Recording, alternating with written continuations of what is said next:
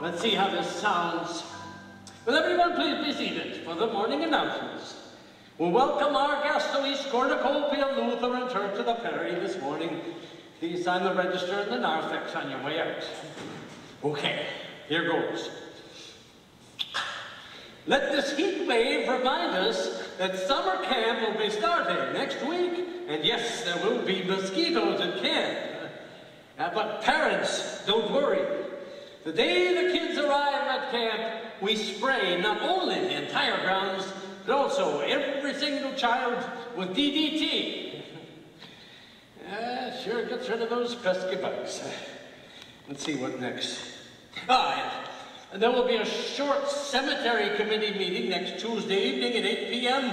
to discuss the gopher situation. That's pretty much self-explanatory. For family night next week, Roger Swingley, home on a 6-month furlough, will be here to show a film strip about the mission work he's doing in North Borneo. And of course, Lord, you and I know some people will complain about having to see the topless native women, whom the complainers always call the bare-naked heathens. And of course, when I say some people, I mean the same people who always complain, Mrs. Storvik, Mrs. Bjornson, and Mrs. Snowstack.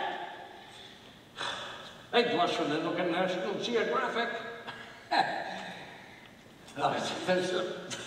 It's just you and me, Lord. I will confess to you that I enjoy seeing those 3 ladies swerve when having to watch those naked natives. One of life's small and completely guilty pleasures. Besides, we both know that the main reason they get nervous watching those film strips is because they might see some of the clothing they donated to the church clothing drive. Oh, Mrs. Snowstad. Good morning. Good morning, Pastor. Getting ready for the big wedding? Oh, yes, I am. I watched those 2 kids grow up and go off to the university.